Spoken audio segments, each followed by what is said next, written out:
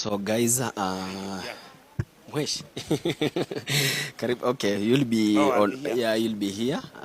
Then we start off this thing. Yes. So Senator, we've been here actually even before we came here. We were at the Jomo Kenyatta International Airport. That was on Wednesday. Yes. And the scene was chaotic. Like there was so much trouble, and you could tell just by their face what exactly was happening.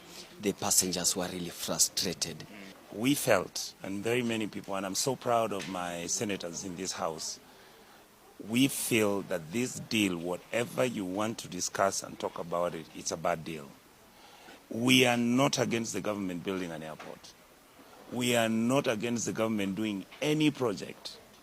In fact, one of the things I've always told people is that if you want to decongest Nairobi, get a PPP program and put a ring around the city of Nairobi. You'll decongest the town. It's done over everywhere in Europe. But do it within the law. Do it correctly. We don't want to look like a banana republic. Kenya is a country that is very sensitive. The president can negotiate whatever he negotiates. If anybody, we are intelligent. If you look at a program and you see how the government has negotiated, you see that the workers' interests will be taken care of. You see that the sharing of the equity is going to be fair. You know that the debt which will incur will not overwhelm our country. Why would you be against that? We need an airport. But how can you negotiate for an airport which is supposed to be costing close to $2 billion, and yet the person who's supposed to be running this airport in terms of value addition, which is KQ, you are not discussing it? Because that airport is completely useless unless you're building it for other people. And we don't want KQ to fail. We believe that KQ has deliberately been broken down, disorganized, mismanaged to fail so that people can buy it. And we are going to insist, we want the government to give us the real figures of KQ so that we can then talk to Kenyans and tell them that we are going to put money into KQ and KQ will get up. So what we are talking about has nothing. Like I've been seeing people say, like the CS was saying, oh, you know, you people don't have information. Here, the papers he gave me. Everything is here. And it's a bad... So you people are ahead of time. We've been getting this information. What he presented to us is nothing different from what we have.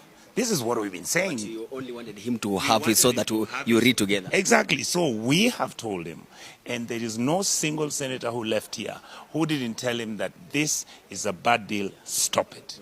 We want the government to stop the deal, get your teams to sit down and forget about the corruption and the kickbacks which people are getting. Let the president get 2 or 3 people that he can trust. Let them do that proposal. Bring it to the Senate. Let's sit on it. Because this is our national interest. This is not a personal property where you're going to try and sell assets of the republic and look like you know it all. You know nothing. There are many more clever people in this republic. There are many more people who want this country to change. But we want to change it professionally, properly, within the law, so that everybody says that the people who are behind working and making sure that our country grows did it correctly. We don't want to have an Anglo-leasing. We don't want to have the Goldenberg scandal by Kamlesh Patni. We don't want those things. Kenya is sick and tired of these corruption games which are going on. Thank you. People have been having an issue with the parliament becoming like a rubber stamp. Yes. For the president. Yes. From the look of things and what you have discussed here, do you think your decision and what you have discussed here is going to be respected? Absolutely. I will tell my colleagues. I'm going to tell my colleagues, both in the Senate and my colleagues who are the National Assembly. The truth is, unless they begin to fight for the people of Kenya, the elections are coming in 2 years, they are all going to go home. They are all going to go home. Let me tell you.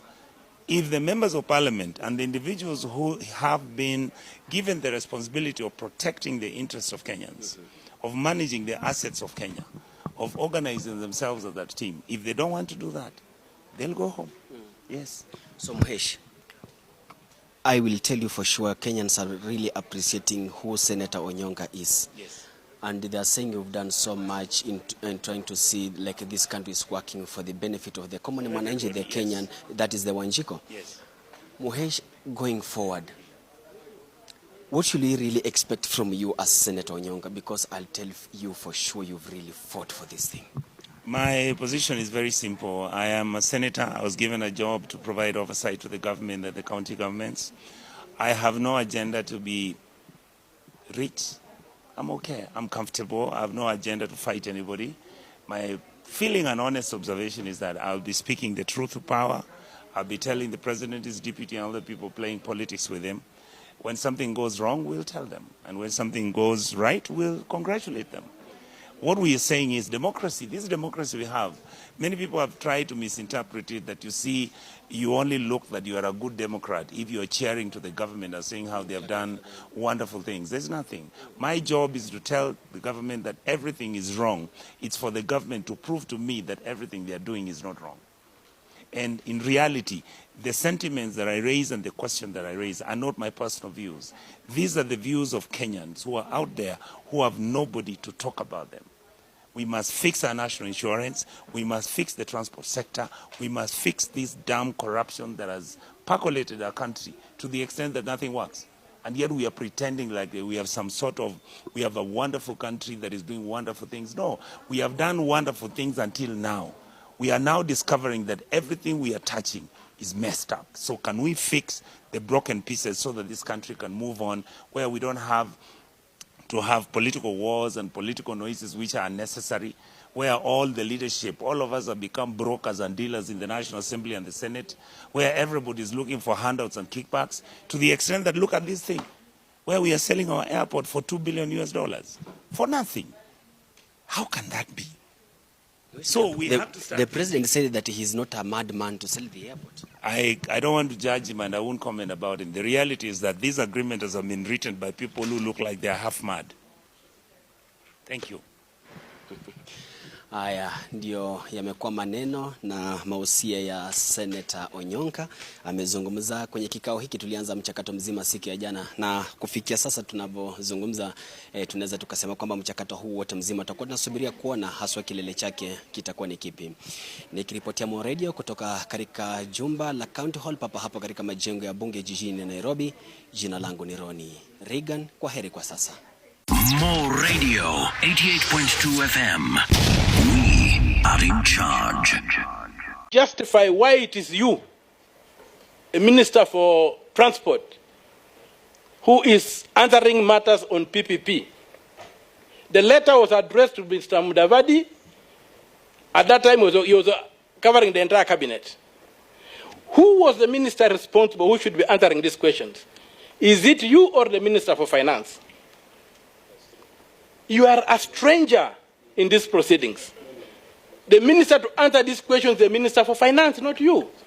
I put it to you that you are trying to scam us in your response. You have no standing to address this committee, and I would ask the chair to demand that the Minister for Finance, who is the entity recognized by law under the PPP, comes to address this committee on the questions you have asked. Yes, Honorable CS, it's a pleasure to meet you for the first time. I never engaged with you. And I would like to thank you for honoring the summons of the committee. Some of your members sometimes give us troubles coming here, and so I am most honored for that. Now, I would like to begin from your document, which you gave us. That's your response. That's paragraph 3, where you say the proposed concession is anchored in the Public-Private Partnership Act of 2021. That statement locates these proceedings in that act. And my question is, under that act, do you have the locus to answer any questions? Who is the Cabinet Secretary anticipated under Section 2 of that act? That's my first question. Secondly, I would like to reiterate what the chair stated in passing, but it's a fundamental issue, that your documents are crafted in a language that says that the Adani deal is done. we will, we shall, we are, is already concluded. I don't know why you are giving that impression that this deal is already concluded. I want now to take you to the law. You have given us here a process where you have said bullet points on how a PPP works. And I put it to you that you are trying to mislead the Senate. This step 1 to step 20 and so forth is not how the PPP Act works.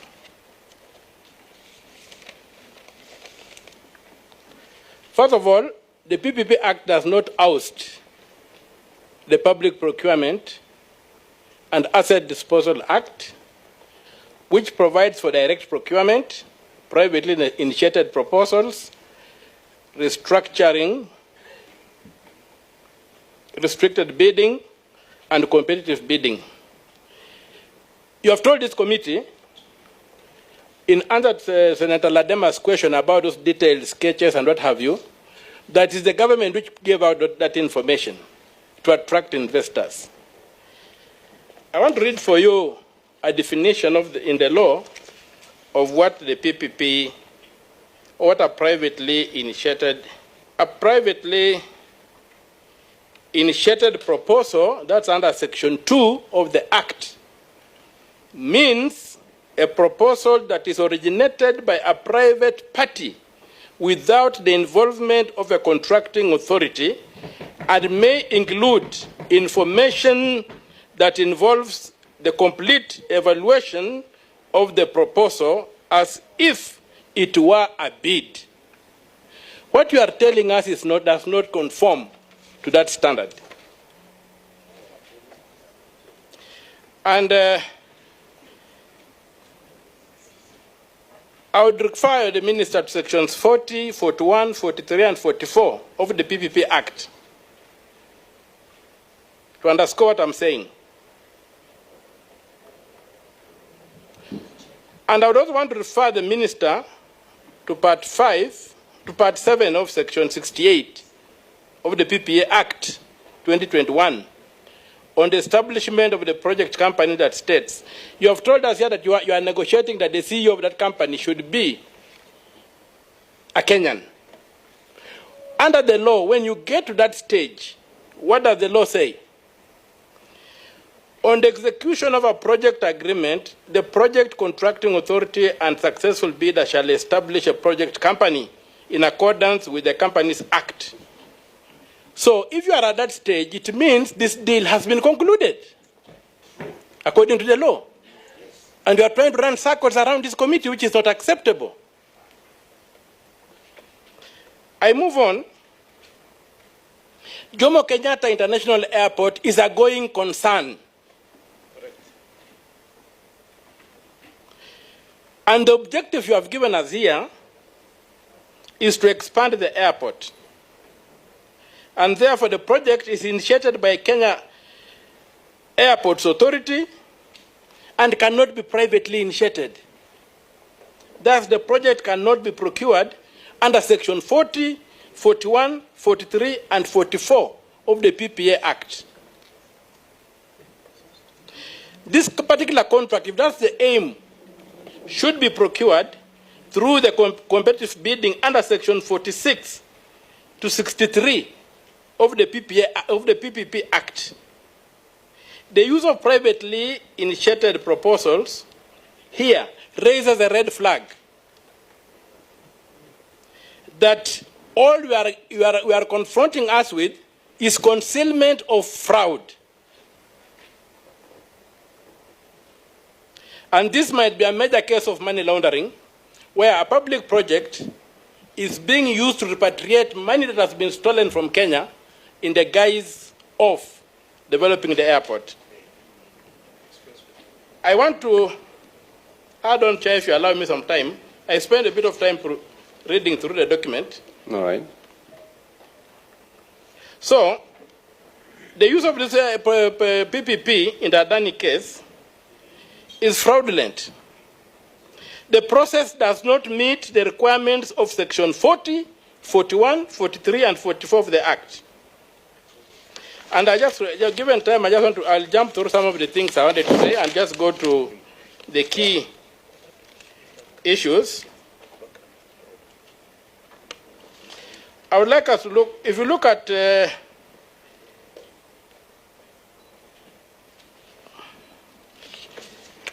Section 40,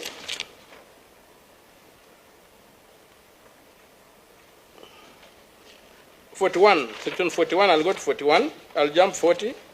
I'll go to Section 41.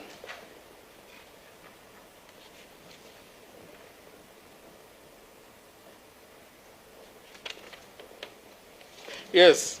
41A has an express requirement that you have not fulfilled. It requires that the directorate, in coordination with the contracting authority, shall before commencing an evaluation. Before commencing an evaluation. You are telling us an evaluation is underway. You are even doing due diligence.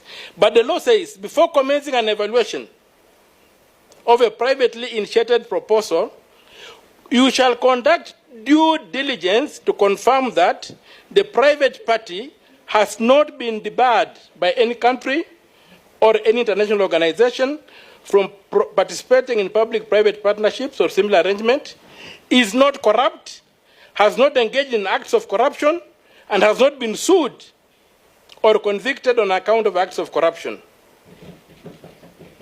It's a requirement of the law. Before you touch anything they propose, it is supposed to, under SEM 41, you have to demonstrate that the group is tax compliant in all jurisdictions where it has operated or operates.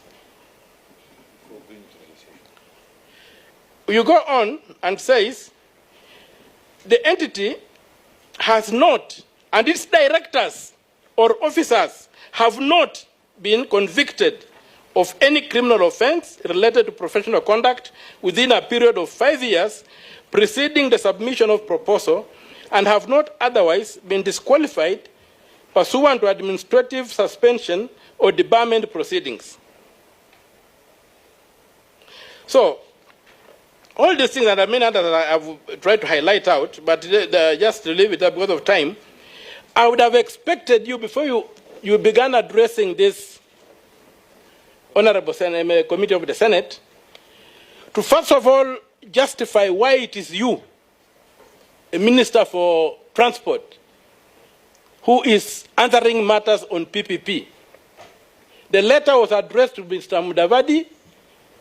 At that time, he was covering the entire cabinet. Who was the minister responsible who should be answering these questions? Is it you or the Minister for Finance? You are a stranger in these proceedings. The minister to answer these questions is the Minister for Finance, not you. You are not recognized in law. And so, secondly, I would have expected the answers to begin by showing that there was this due diligence carried out and the Adani was cleared before the government went further to begin looking at them.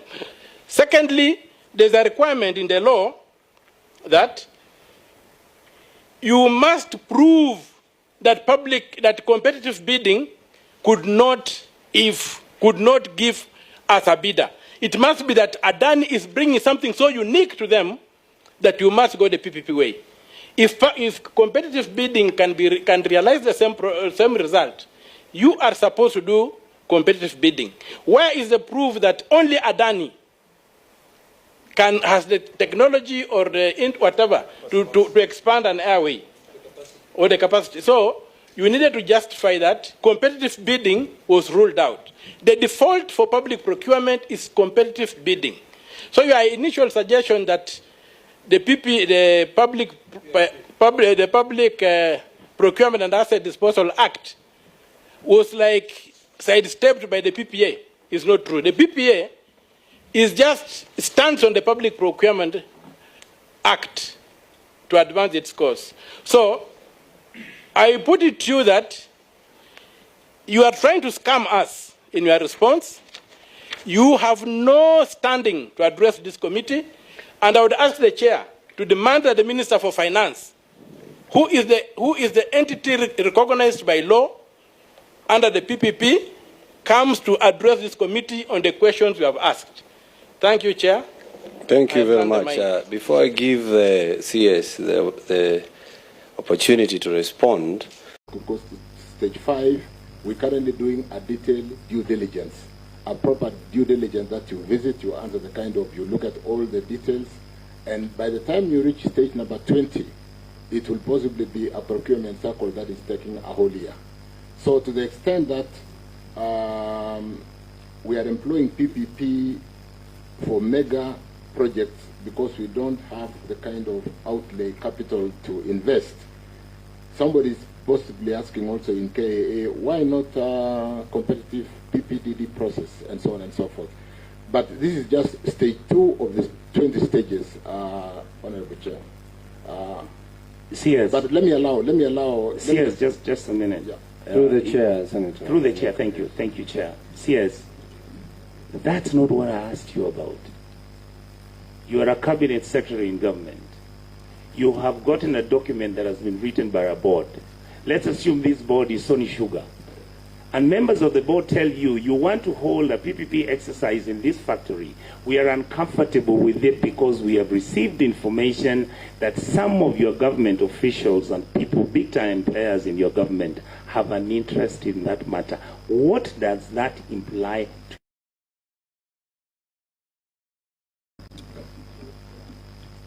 to let me just on a point of order, Mr. Chairman, that question was asked to the CS, and the CS is the one who has taken oath.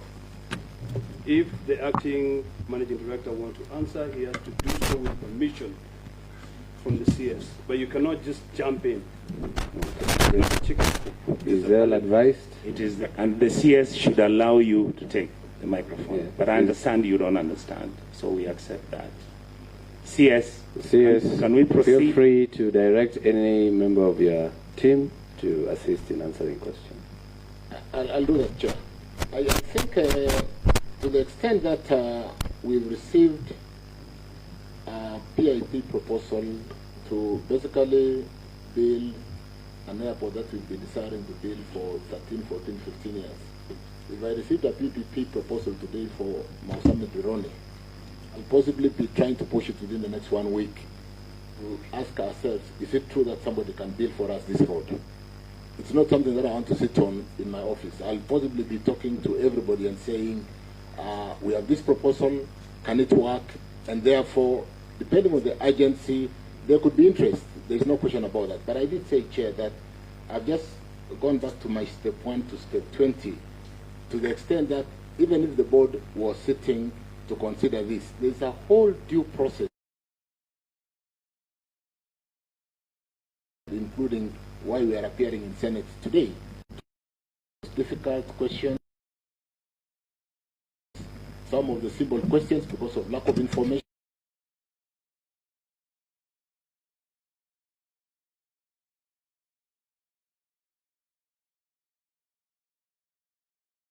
Satisfy everybody that the due process must be followed.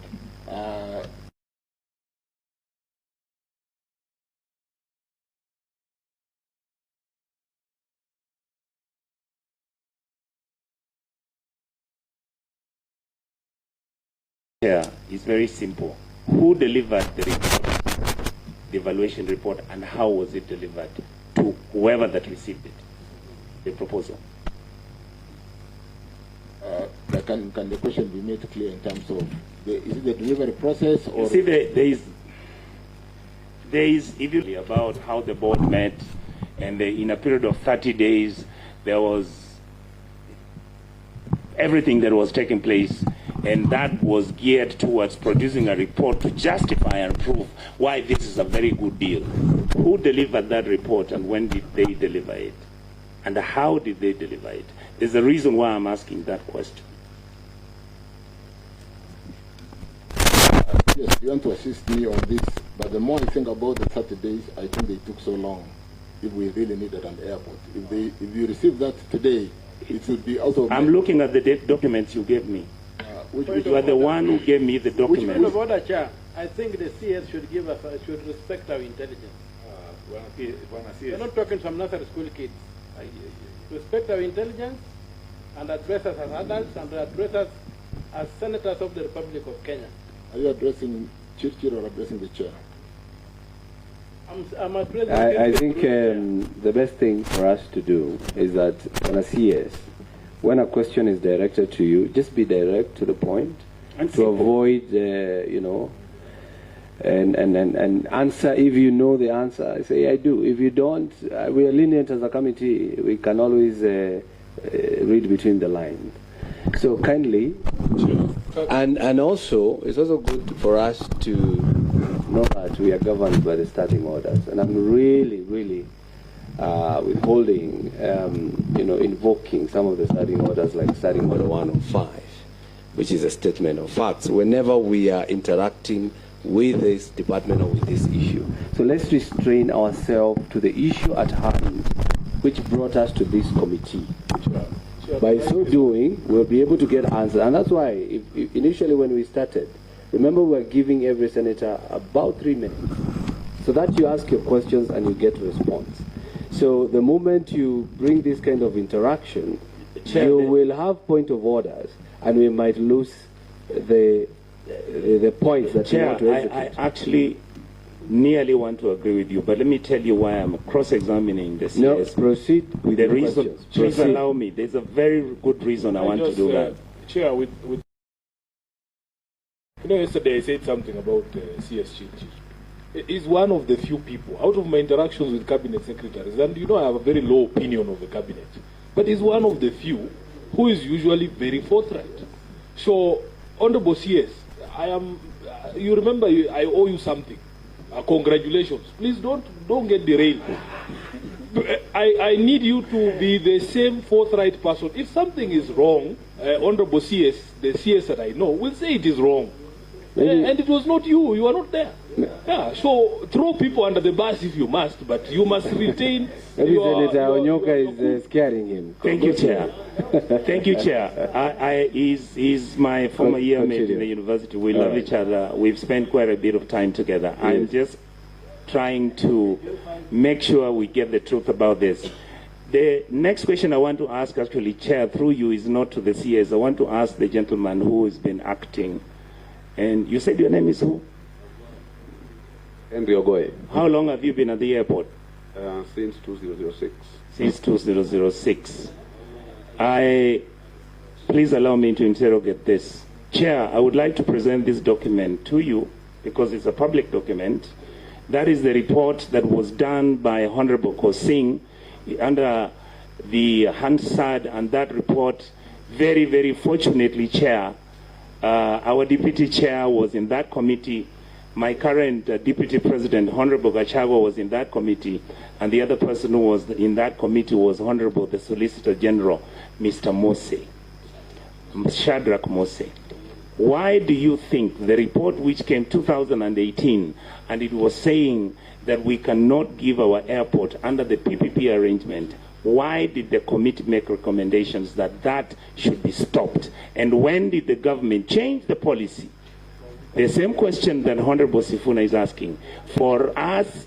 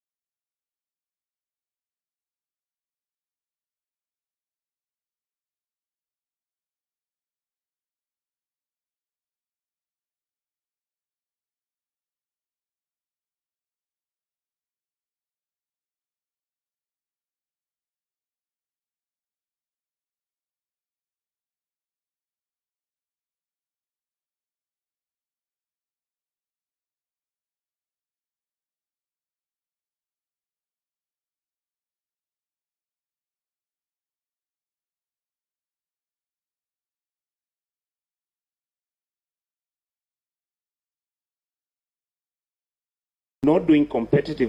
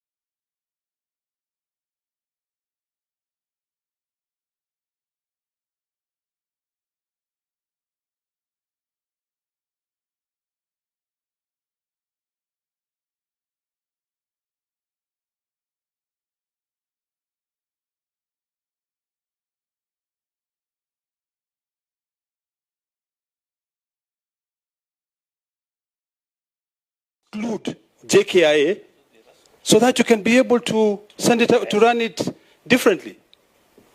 Honorable Chair, there are various ways of running our business. There are businesses we can run directly. There are businesses which we run through the support of the private sector. Like we run a number of concessions across the network. What we've run into is the fact that we don't have the financial muscle to expand the infrastructure at JKIA. The infrastructure is 10 years behind. If we look at our balance sheet, we are not able to address that infrastructure deficit. And that's why it came to us that can we invoke the PPP Act 2021 to address that deficit.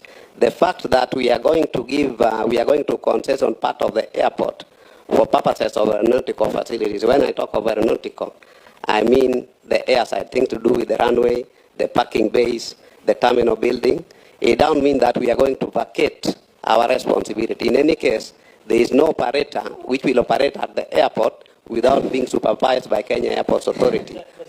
Chair, could I proceed, please? How many minutes do you need? Because I think you have 5 more minutes. That's right. I'll rush through it so long as nobody stops me. Okay. And Mr. Ogoye, you have been in civil aviation for how long? Through you, Chair. For 19 years. Thank you. When you were negotiating with Adani, you understand how the Kenyan civil aviation infrastructure is set up vis-a-vis the private, civil aspects of our aviation and the military aspect of aviation. Did you decide or even think of negotiating with Adani what they are going to do with our military presence? Because we use the radar at the airport is used by our military and also by civil aviation. Honorable Chair, within the agreement, we have something called common services. Wait, an agreement with who? No. We've already shared with you the heads of terms. Yes. Heads of terms is a summary of negotiation items. Yes. Within that set of terms, there are certain common use services which have been identified. And even the fact that... I want to help you. Have you ever seen any country in the world that gives its civil or military aviation responsibility to a private company to run? You see, Adani, when any concessionaire who is coming to operate the airport will confine itself to the commercial side of the airspace. Through you, Chair, how would they do it unless the military has bought its own radar? I think if you are aware, the way the airport, the civil aviation is structured in the country, Kenya Civil Aviation Authority is in charge of the airspace management. And any airport operator must comply with the requirements of Kenya Civil Aviation Authority. Just like Kenya Airports Authority, Kenya Civil Aviation Authority is in charge of the airspace management. And any airport operator must comply with the requirements of Kenya Civil Aviation Authority. Just like Kenya Airports Authority complies, any concessionaire who comes on board must also salute that regulation in terms of responsibility with respect to the usage of the airspace. So through you, Chair, what you are actually telling me is that yes, all the air traffic controllers that we have in the Republic of Kenya would not be interfered with by Adani. I can confirm. Where is that agreement? It is hosted by Kenya Civil Aviation Authority. Because would you be candid enough and agree to table it when we are meeting here next? I would suggest, in the interest of separation of responsibility, that you direct the PS, our PS, to invite the DG or KCA to come and confirm that. Whether you want the PS to bring it or the CS, my argument, I'm saying that agreement was not delivered to us, and I would like to be presented. Because it was not. The next thing I want to raise, Chair, is asking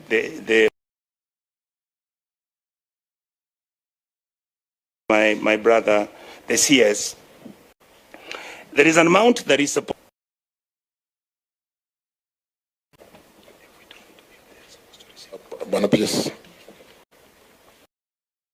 The concession fee that is being negotiated right now stands at $50 million to be paid by the proponent. And if you don't, that is not true. So I'll ask my colleague to present that information. We are the ones who are actually supposed to pay that amount of money in case we don't oblige to the agreement, particularly if that agreement has been signed. So I want to raise the issue. Go to page 38, section 7.4, preliminary financial proposal. This is the money Adani wants to be paid. Yes. If we cannot raise this money, we have to pay. Thank you. Are we discussing the proposal or the agreement? It's on the report. No. What I'm trying to say is the proposal that Adani is presenting to Kenya. Which the country, as per the CS, yes, had said, they have not gone to the point of the agreement. No, so but it's good for Kenyans. The draft proposal. Chair, it's good for Kenyans to know what we're getting into. That is it. Yeah, let's see the baby. Let's see how they've dressed up this baby. As indicated on table 8 below, we are proposing a fixed concession to be updated post-feasibility.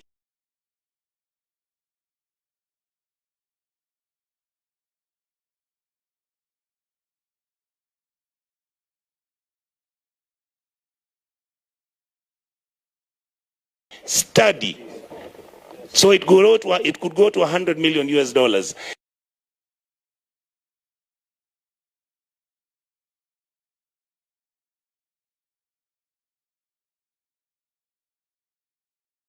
Some of the assumptions in competitive assessment of JKI's historical and current error charges. I was asking, Senator, so that we don't be seen to be discussing a document that is a proposal, as the CS has said, that they Chair, this is what he tabled. No. Just this is what let me come out clear. Yeah, let me come out clear. Because you see, a proposal just is a draft. That's what we want to understand. And then, if you can just listen to me.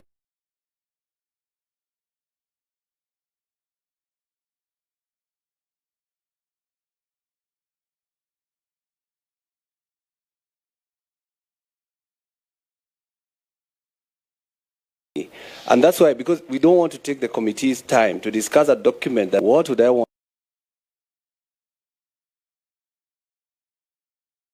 us to deal with, is that according to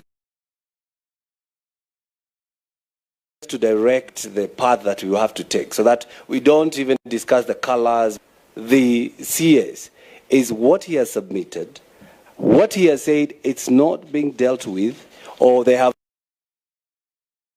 to be proper to take Kenyans through a document that is already what kind of wedding they want to hold. It's okay. That would determine your judgment. No. The point I'm making is, and I say this with a lot of humility, Chair, don't get keep for them. I'm just this is their document. Can I help, Chair? Yes. Senator, this is their document. Just 1 minute, Chair.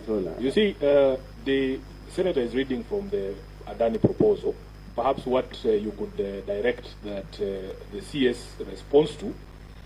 Just like we dealt with, you remember when I read the original proposal from Adani saying the runway is not a priority, they would have to evaluate traffic and see if it is necessary.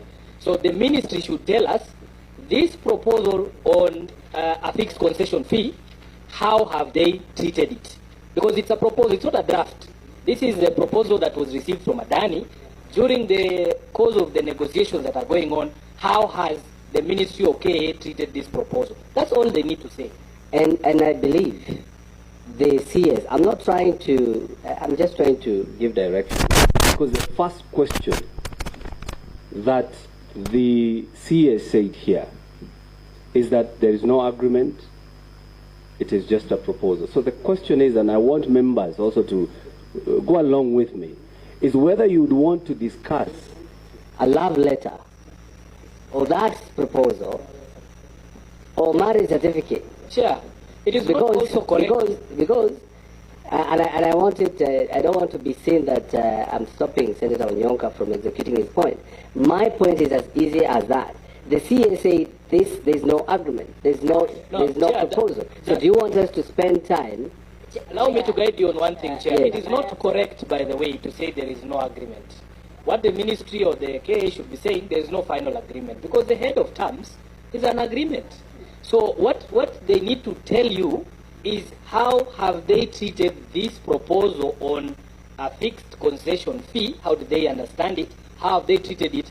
In now, when you look at the agreement or the heads of terms, how have they treated it? Because they have been explaining how they have treated the other proposals. Okay, explain that very briefly. It's fairly straightforward. If you refer to page 24 of the heads of terms, which 12.4, which basically defines the concession fee, and where the head of terms, though non-binding, has brought out what has been kind of agreed, we will be able to answer Senator Onyonka's question.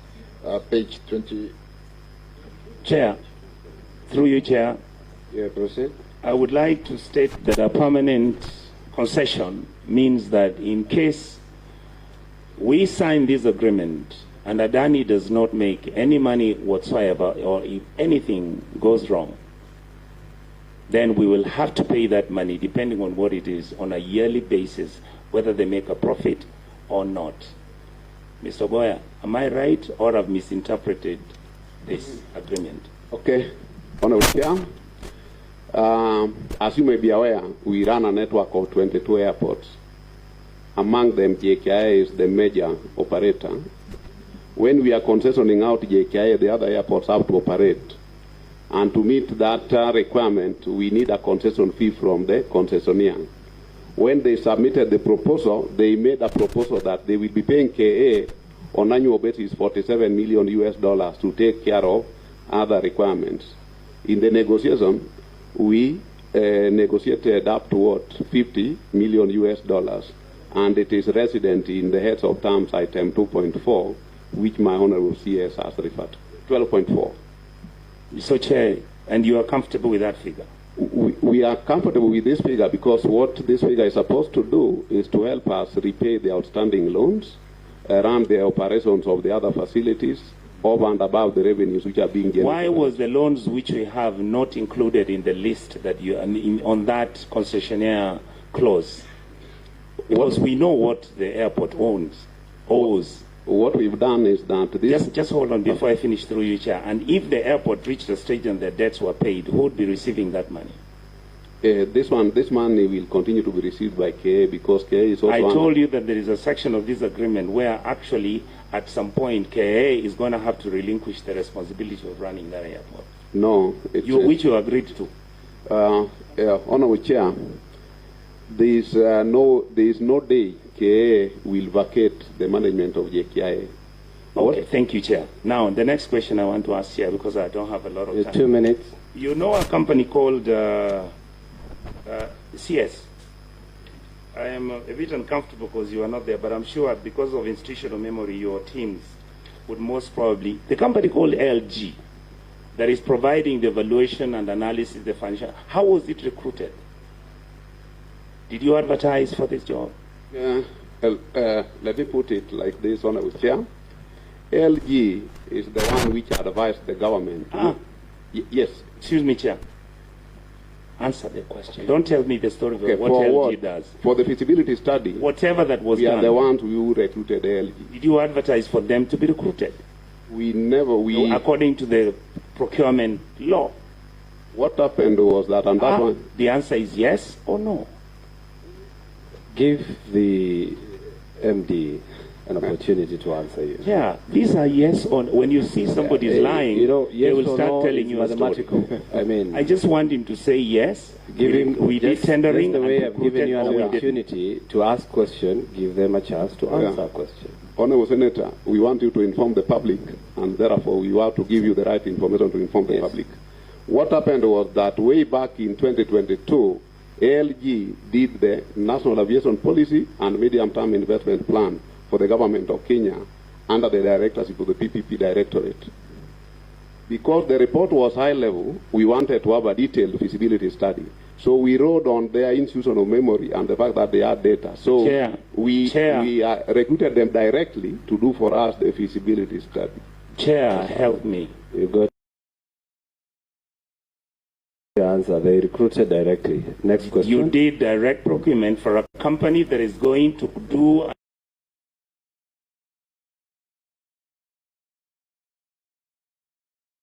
an evaluation and giving an history, and that is going to tell us the evaluation of our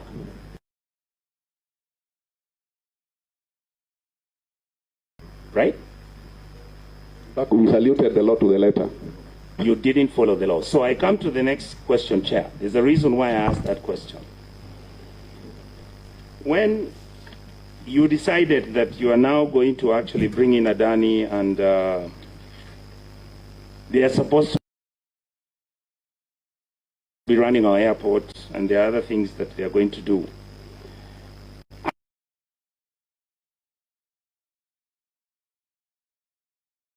When you brought in AIG to come in and these discussions are going on, did you feel there was a necessity for you to start engaging the stakeholders, particularly the workers of the airport and including the business interests and the people who are running the businesses at the airport?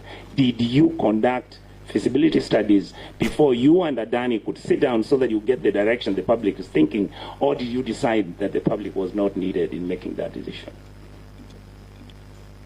Honourable Chair, as I've mentioned earlier, ALG did for us a feasibility study upon which we got the numbers now to engage. Now, in terms of engaging the workers and the other stakeholders of the airport, we were not in a position where we had the concretized information which we could now discuss with the concerned stakeholders. And that's why we waited for the heads of towns to be ready, things cleared, so that we have something which we can discuss, which we can share with the concerned stakeholders. I submit, Chair. So through you, Chair, there was no need to call these people. After all, as far as I'm concerned, AIG is basically an illegal entity that has been conducting exercises without authority. So I will come to the next question very quickly, Chair. You have mentioned that there was no any other private organization or company that gave a proposal for them to also come in and participate in the PPP exercise. The answer I'm going to ask you, my leader, is very simple. Did you receive any report from any other company making a request that they also would want to participate in this exercise? Honourable Chair, the only PIP we received was from Adani Airport Holdings, but not from any other party. PIP. Through you, Chair, did you find that normal? That one company, let's assume we are, I am a